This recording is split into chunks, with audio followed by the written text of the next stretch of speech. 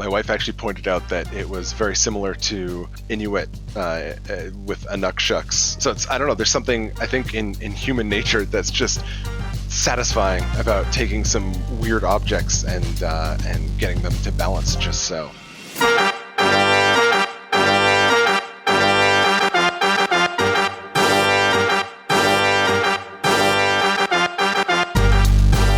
What's up, everyone? Welcome back to Moonlight Game Devs. Today I had a chat with Justin Scott on his latest game, Stacksquatch, and his really interesting background of creating VR tools for the Unity Asset Store. What's up, Justin? Welcome to the show. Hey there, how's it going? Very well. How about yourself? Are you in America right now? No, I'm in Canada. Oh, okay. Vancouver area.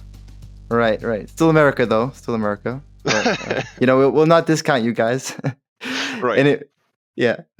So let's get started with talking about Stacksquatch. Maybe you can just, before we get into your background, tell us a little bit about, from the developer, what's the game about and kind of the selling points there. Yeah, so Stacksquatch is a VR. First, it's a VR game. It's an action puzzle sort of thing. I don't know. It kind of defies a lot of me trying to figure out a genre, but I've been describing it as action puzzle. But it's a very cozy, kind of comfortable, non-violent, because I know there's like a lot of VR games are just like, hey, here's a gun, go shoot some stuff. You can chop someone's head off. Yeah, exactly. Yeah, Gorn, just go punch a dude and rip all his arms off. And that's, that has its own audience. That's interesting in its own way. But there's, I really like VR for the more kind of personal and just like, I don't know, empathetic aspect of it. Yeah. So maybe a little bit more specifically, Stacksquatch is about stacking and finding cryptids in these kind of colorful floating islands and chatting with them, making friends and having fun, just balancing things and growing bigger. Kind of the main core loop of it is you look around these levels for items, stack them on top of your stack, and then once you hit a certain height, you'll grow larger. Kind of like a lot of people compare it to Katamari, not unduly.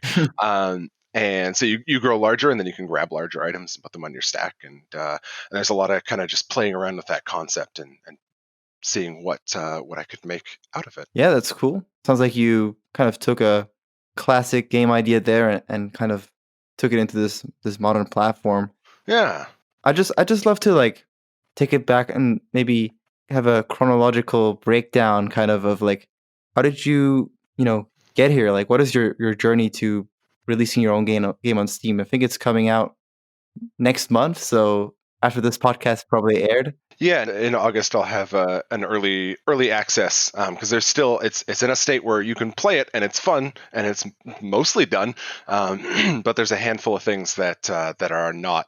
And in fact, the missing art piece that's left over is I still need to get art for the Stacksquatch itself. So that's kind of an important piece. Yeah. But yeah, it's still a good game. So yeah, next in August, probably early August. Yeah, the kind of process getting there has been a long one because I've been doing this for I think it's been over 5 years now.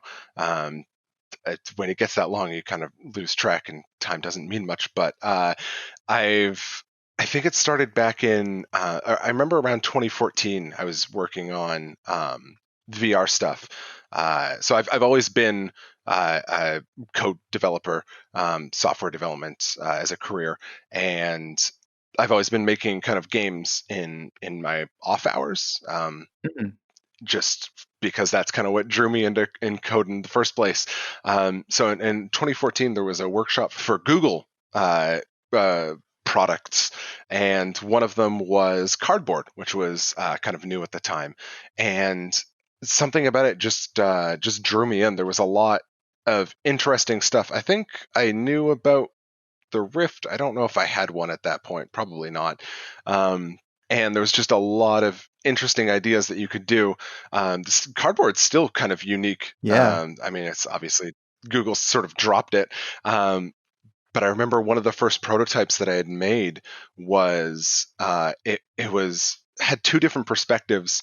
It's actually up on itch, I think, where you would control in sort of a fixed perspective third person thing. So you'd be looking above the kind of playing field, and you would pull down the trigger to uh, make the character move to wherever you were looking. But then you could take the cardboard off. For those who don't know, cardboard is like, let's say, the Quest, except powered by your phone. But more interestingly, it didn't have straps on it. You had to hold it up to your face, which is actually kind Mm. of like the It's kind of inconvenient. inconvenient in some ways, but in this case, it actually allowed me for a specific interaction, which is you would Oh. take it off and tilt it sideways, and then put it back on your face. And I think Google used this to like go to a menu or something. They had some sort of idea for that interaction, but I used it because you had to actually stop looking in the viewfinder. I used it to switch between perspectives. So you'd Mm. be in this top-down kind of moving your character around, and then you would do this interaction, take it off, tilt it, and put it back on, and you'd be looking through the character's point of view, and then you could look around 360 and interact with the things that were around you. I still like that idea, Yeah, it sounds cool. but you can't do that. Like I can't make you take off your Quest and turn it sideways. So I don't know. There's just some interesting stuff that was going on at that point, and what ended up happening out of that workshop was, as a programmer, I saw all the possibilities of what you could do that Google hadn't capitalized on. So they had the only interaction that you had with cardboard was you'd pull down. There was a little trigger on the side, and it was just a magnet, and you'd pull it down, and then it would register, oh, you've clicked. So you could use it to like click on things. But I was wondering why there wasn't a difference between pulling the trigger down and letting go of it. So you couldn't actually say, hey, I'm holding the trigger down, move my character to where it is until I release it, or holding it down to walk forward. So I ended up building Cardboard Controls Plus, which I think is still on the asset store. Which did that. It used a lot of fancy math and and all sorts of things to figure that out. And from there, I was kind of just hooked on the idea for a little while of building tools to help people get into VR as developers, because I was getting a lot of feedback from Cardboard Controls Plus where people were like university students saying, "Oh, I really want to build something for Cardboard, but the SDK from Google is like they couldn't figure it out." But Cardboard Controls Plus was built. I'm always really big on usability when I build tools, so it was just like drag a couple things in and some really basic code to get some really complex things going. So I ended up, I don't even remember how it kind of went over, but I ended up building something called Vive Grip, which I think is also on the asset store, but is probably out of date at this point. And it did just some stuff with interacting and grabbing stuff. I think VRTK had just come out at this point, and it does some similar things, but I don't know. I like my implementation better, and As one does. as one does. And that was a whole cool project that I can get into if you want to know more. But ultimately, that ended up leading to Stacksquatch. I had an idea for kind of just grabbing and interacting with objects, which is just kind of fun in its own in VR. I mean, like you look at something like Half-Life Alyx, and a lot of the praise it gets is just, yeah, like you grab something in the environment and it acts like you expect it to act, and that's like interesting for some reason. Yeah. um, Oh, so true. so I kind of was working on this prototype where you would just grab stuff and stack it. My wife actually pointed out that it was very similar to, I mean, people in real life will like go down to a river and have this competitive stacking of like grabbing stones and making amazing shapes out of them. And like the Inuit with Anukshuks, which is just these like stone men built out of these very particular stones. So it's, I don't know, there's something I think in human nature that's just satisfying about taking some weird objects and getting them to balance just so. Um, So yeah, I kind of just built out some prototypes, um, very different from the game that currently exists, Mm. and it just kind of exploded from there. I probably should have reined in the scope, but I didn't because I didn't have any deadlines. So there's my moral of the story: make deadlines for yourself. I hope to get, a little bit more into kind of the things you learned later on into the episode. Yeah. But actually, one of the funny things you mentioned there was I actually was going to make another analogy to kind of the stacking, which is, I've got a 9-year-old brother right now, and he's like these, he has like these brick toys, which come in like Yeah. little sets, and he builds little things with them. So it's just something I feel like comes quite naturally, just to be fun to build like as tall as you can. It's just, I Yeah. guess, something that naturally comes. I also, like, early on when I had this prototype, I was handing it over to people just to see if the idea was actually fun to anybody but me. And I was really surprised that people took to it. I mean, like you said, it just seems to be this innate thing. People took to it really quick and were saying like, yeah, this is a lot of fun just to kind of mess around with these objects, or like, I wish I had more objects to play with, or these objects are difficult. Give me some cubes that I can put on top of each other. Um, Mm. so yeah, a lot of positive feedback was also kind of part of that process.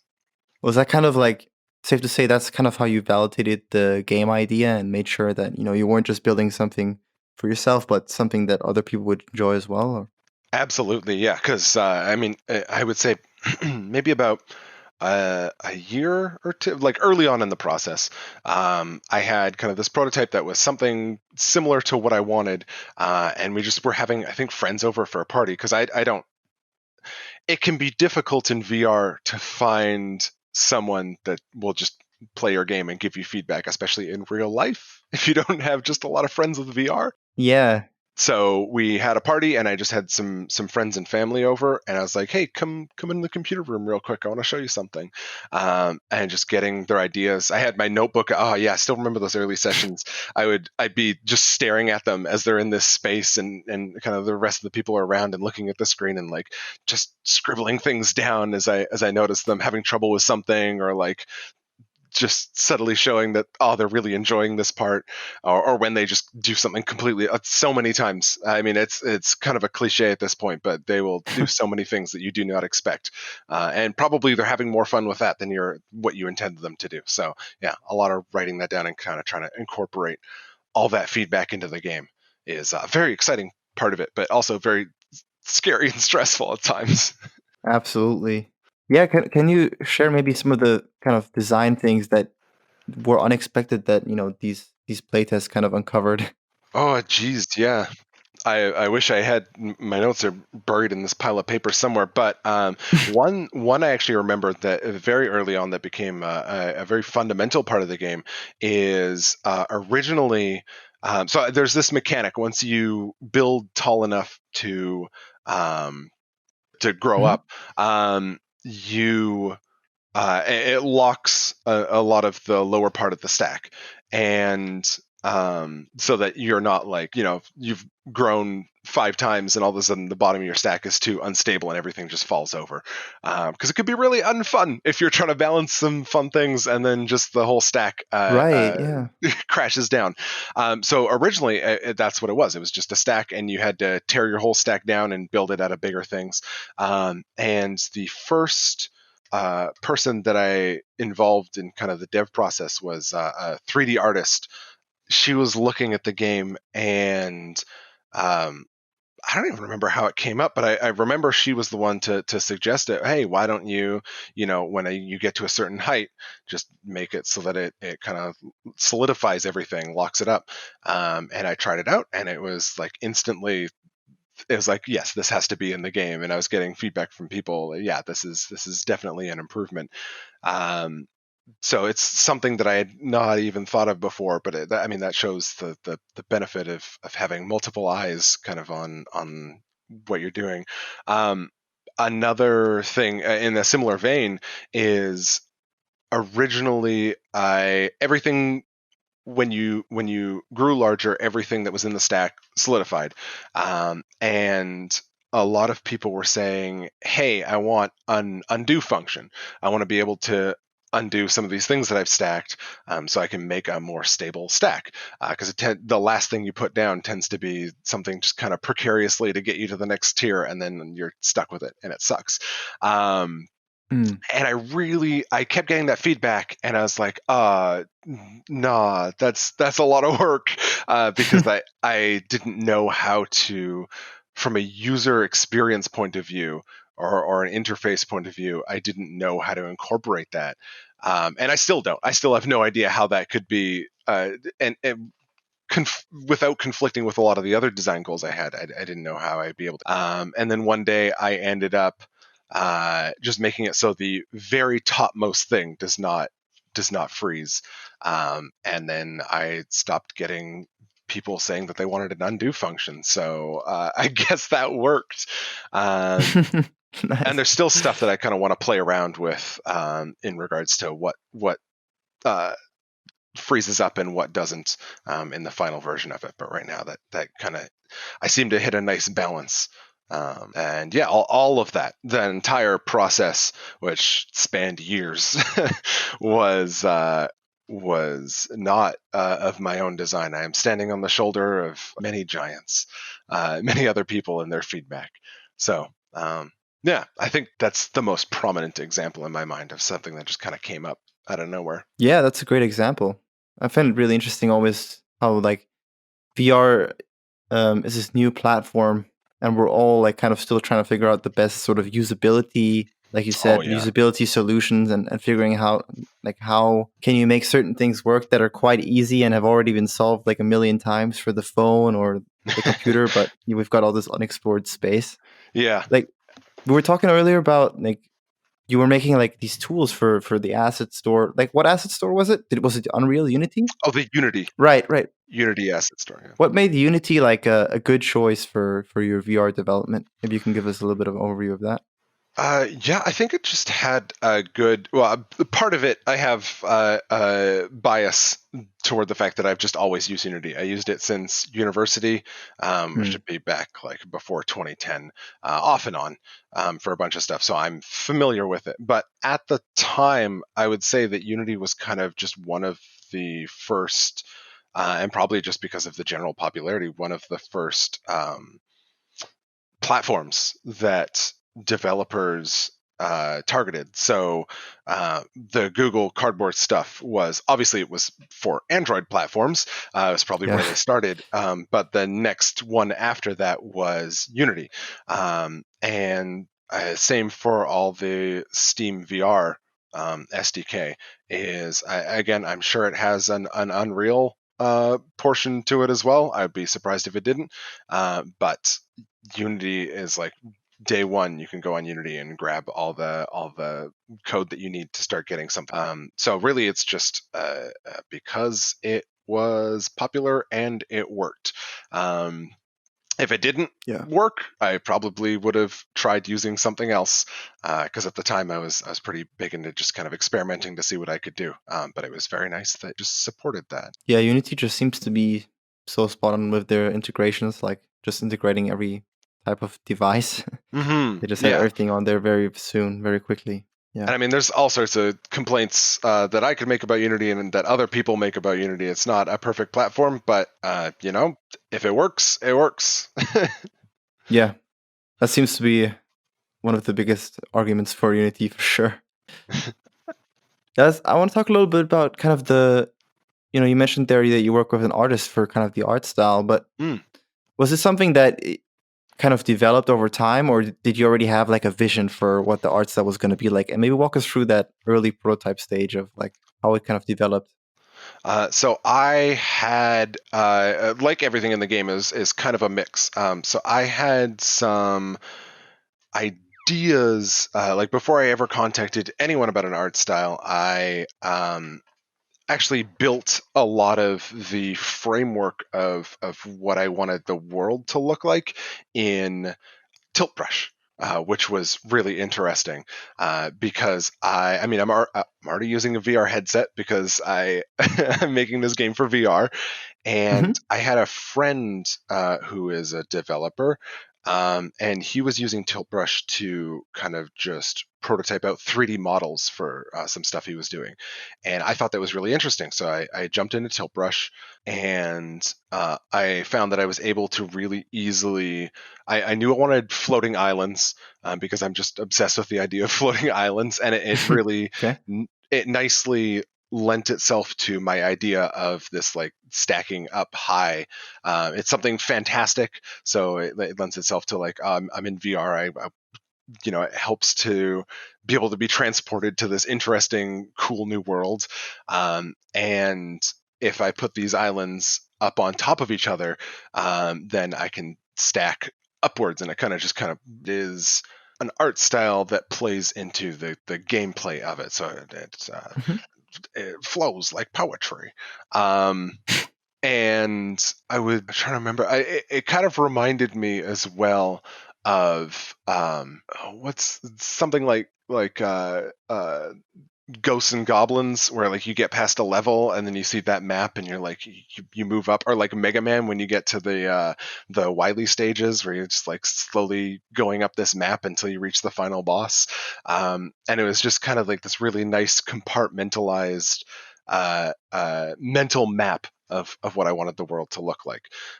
So I was kind of just throwing ideas down. I mean, early on, you just have so many thoughts. Everything's kind of just very fluid. So that kind of just gave me somewhere to start honing in on. And as I built these things, originally and in the end, for most of the project, I was making the 3D assets myself. Okay.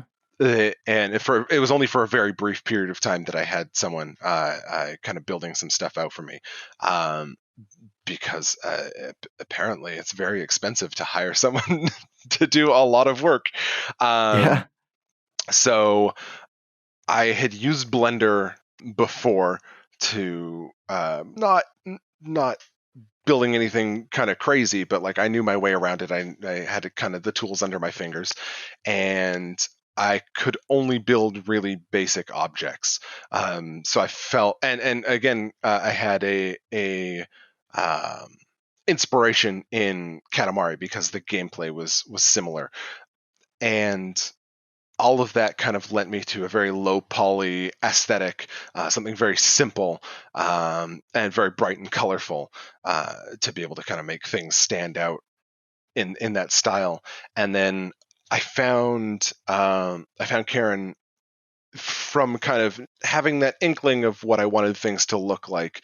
Her art style was very close to what I had in mind. And I probably reached out to a couple different people. I mean, for everyone that I reached out to, they were among my first picks, but I'm sure they were not the only people that I had to reach out to, because artists are also very busy people. Mm. And what she ended up doing for me and for the project was kind of taking this initial concept I had, making actual art and a level.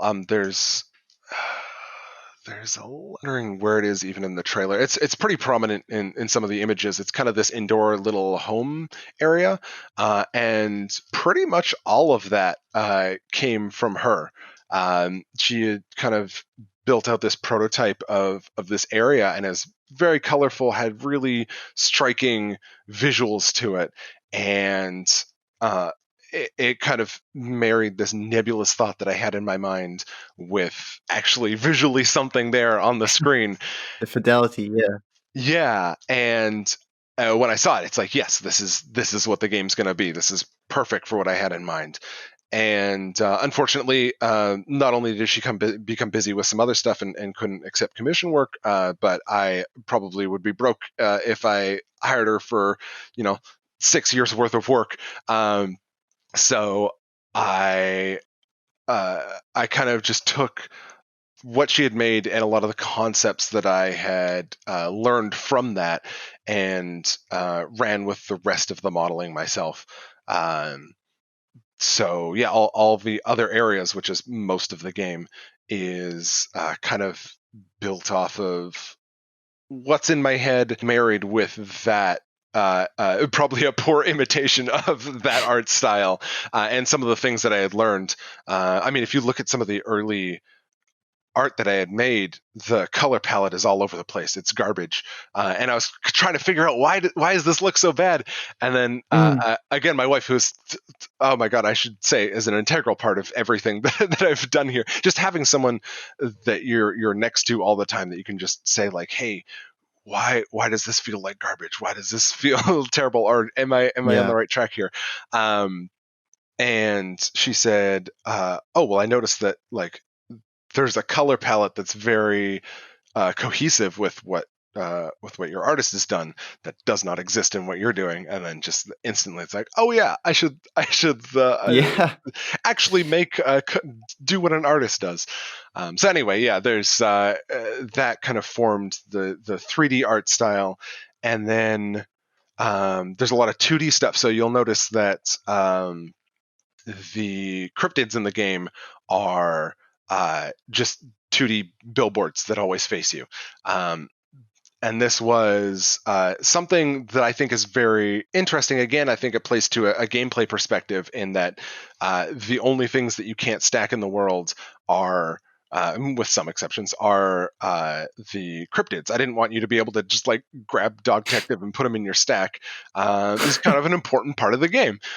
So they're 2D, which kind of brings them to a separate plane than all the 3D stuff does.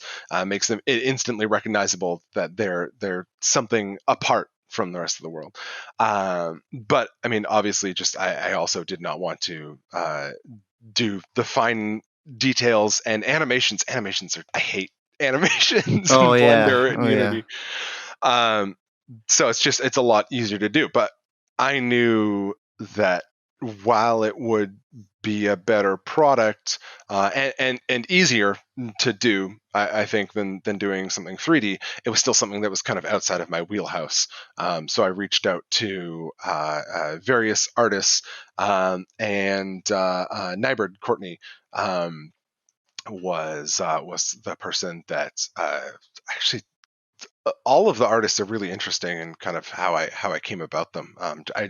All of them were just kind of searching until I found someone that was like, yes, these things that they have made look exactly like what I want, and I just reach out to them and they say, yeah, here's the prices, let's do something with it.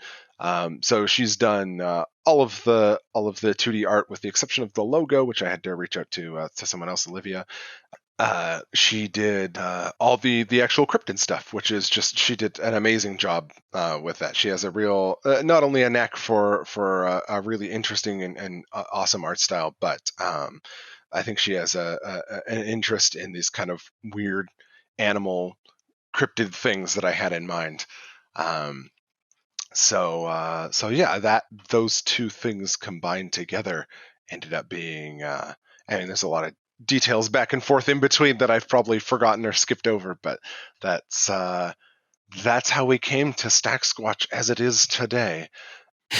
Awesome. And a lot of just kind of visual ideas that I've had along the way. Looking at all art is theft. It's all just stealing other ideas.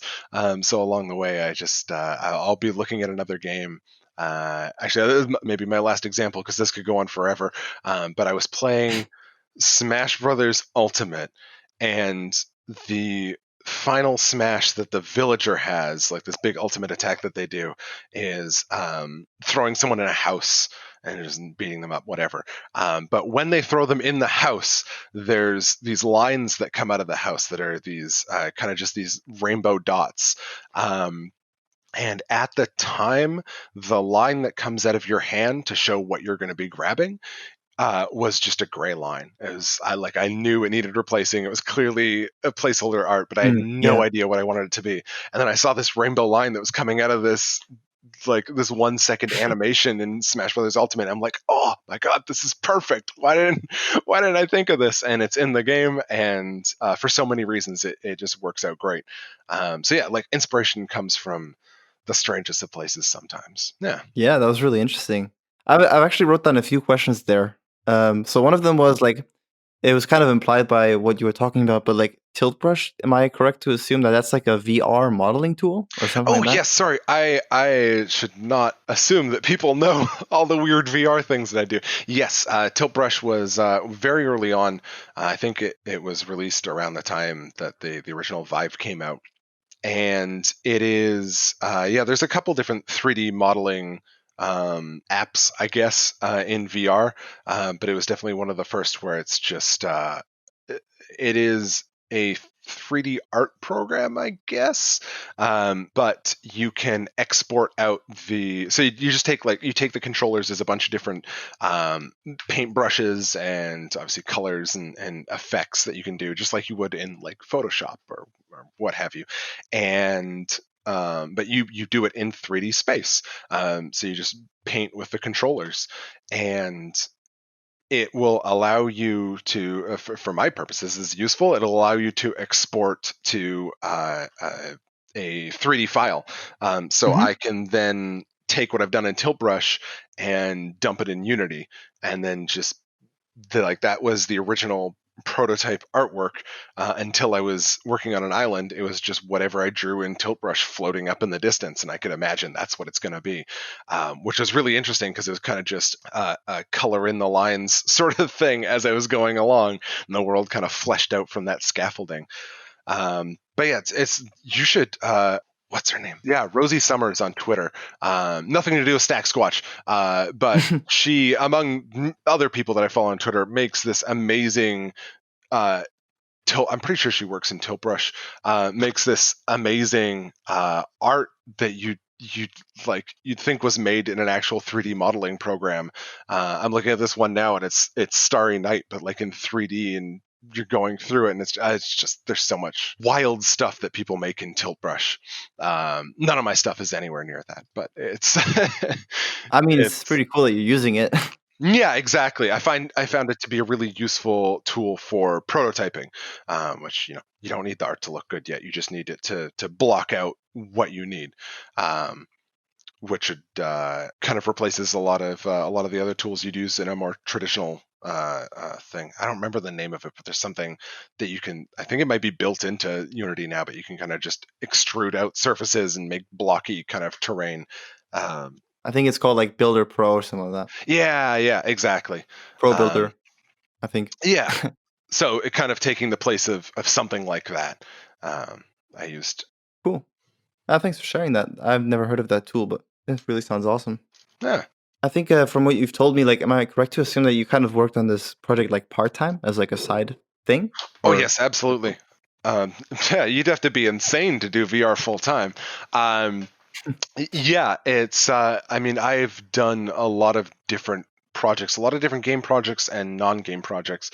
I guess there's like a lot of indie developers out there who are maybe trying to release a game on Steam. They're working on it part time, whether it's because they're trying to make it their full time income or they're just like you, just I guess from what it sounds like, trying to get something out there that they're passionate. Like, how do you manage your time to kind of yeah, how do you manage your time? And maybe you could give us some time management tips on getting that work life balance there or hobby Yeah, balance. that's a really interesting question, and I hope any answers I give will be useful. I know there's a lot of people that are a lot more strict about the time that they use. Like there'll be people that'll say, and I would agree, like spend an hour a day on your project. For me, Mm. I try and at least spend at least a little bit of time a day. I try not to make specific numbers, which I know a lot of people would say that you should, but my experience is that if I set goals too strictly,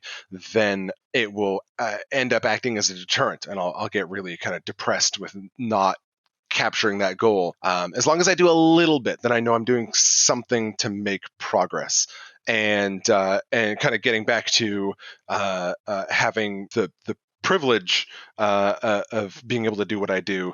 I'm able to set my own hours for this. I don't have a deadline, and actually that's guided a lot of. I've had to specifically make that a goal of mine, because originally, years ago now, I had reached out to Oculus for funding, and I'm pretty sure I could have gotten that funding, but at the same time, it would have placed. And honestly, I don't even think it would be that strict of a deadline. But like they started asking, like, okay, some of the first things is when do you expect to be released? How, what's the hours like that you're doing this? Like they wanted to know information about the schedule, and fair enough. That's the Yeah. ship Oculus runs, and that makes sense.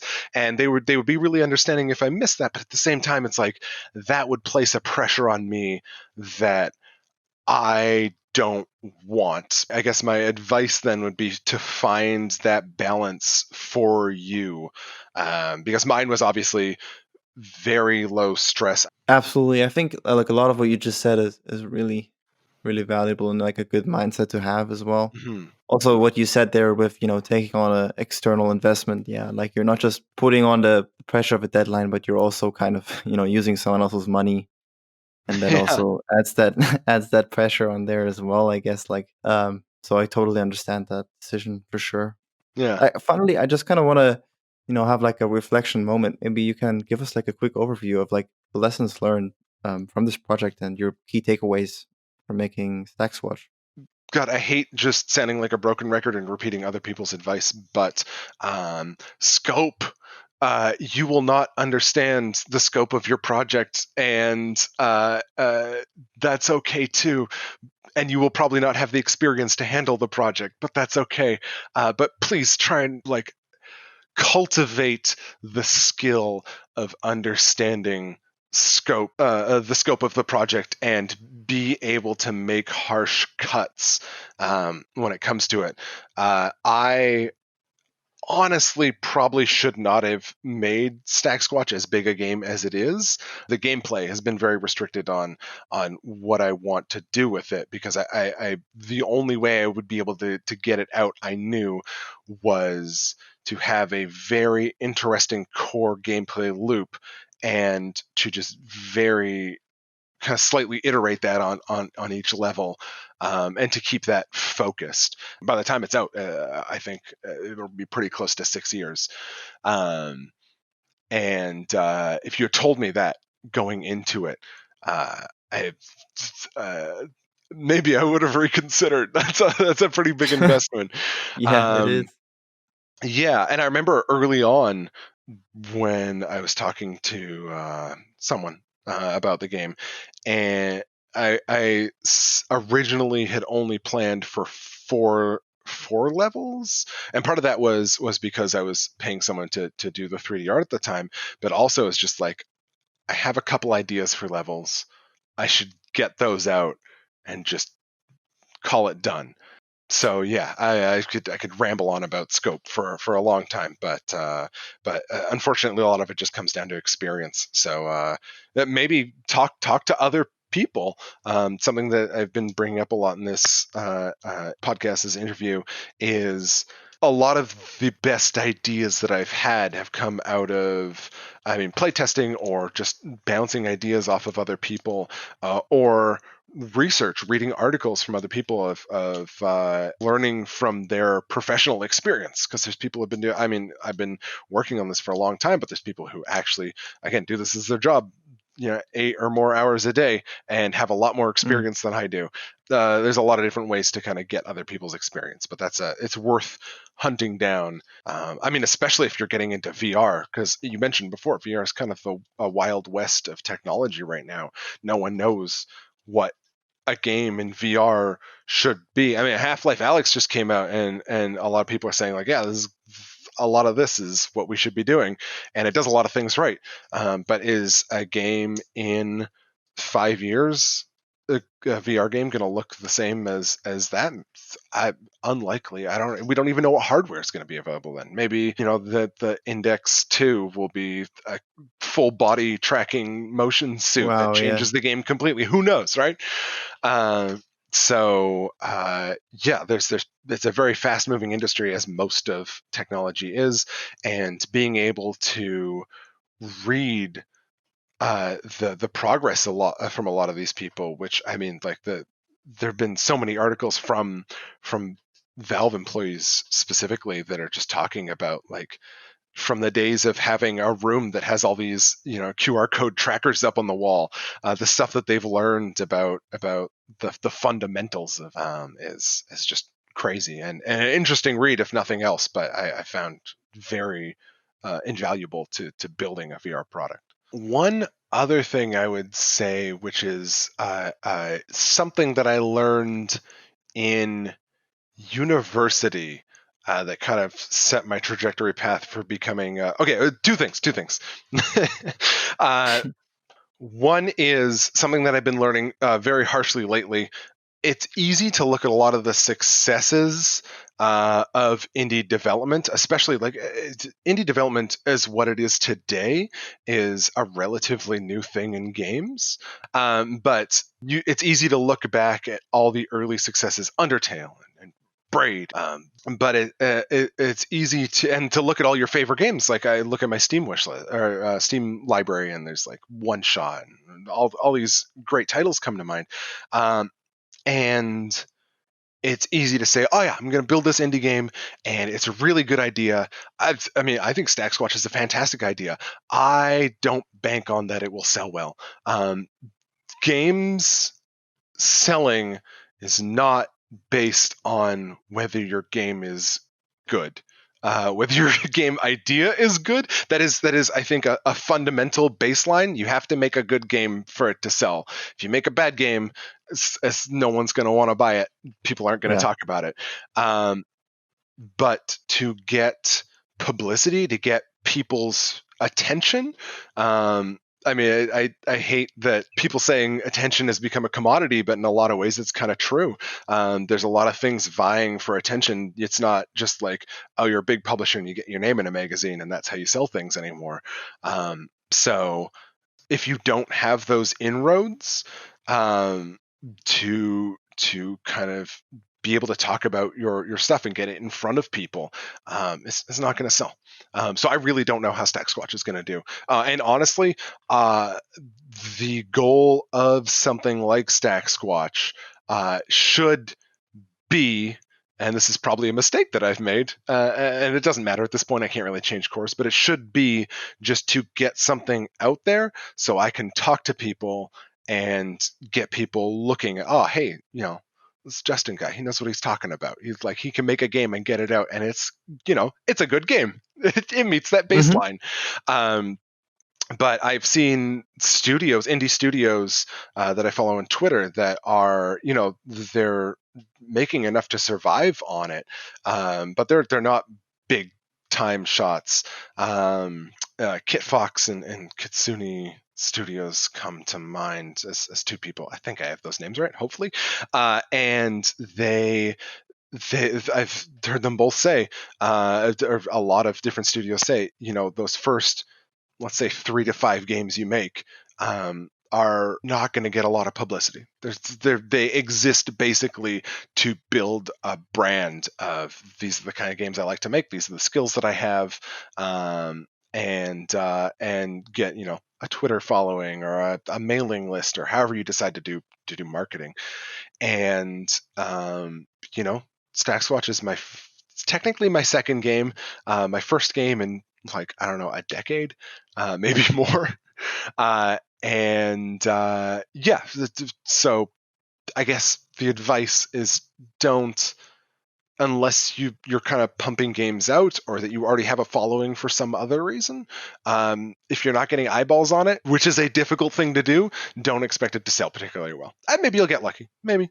That'd be nice. But honestly, even I've heard someone say that even viral fame is very different from that kind of gradual building up of a following. So is that even success? Maybe, maybe not. Maybe you have like this viral game and the next game you make is just no one pays attention to it at all. So don't expect to just have a hit overnight. And it's a lot of hard work to build that following. And the other thing that I was going to say is completely unrelated.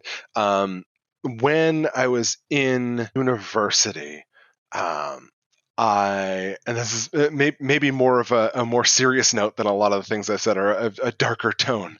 But when I was in university, I was pretty sure up until like I think my final year, just before I graduated, that I was going to go in the game industry. All the places I were interviewing were game places that I was a student co-op at the time, so I did not get a job at those places, unfortunately, or maybe fortunately, depending on how you look at it. But in that last year, a lot of, I think that may have been the year that like the EA spouse thing came around. Do you remember that? No, no, no. I don't know anything about that.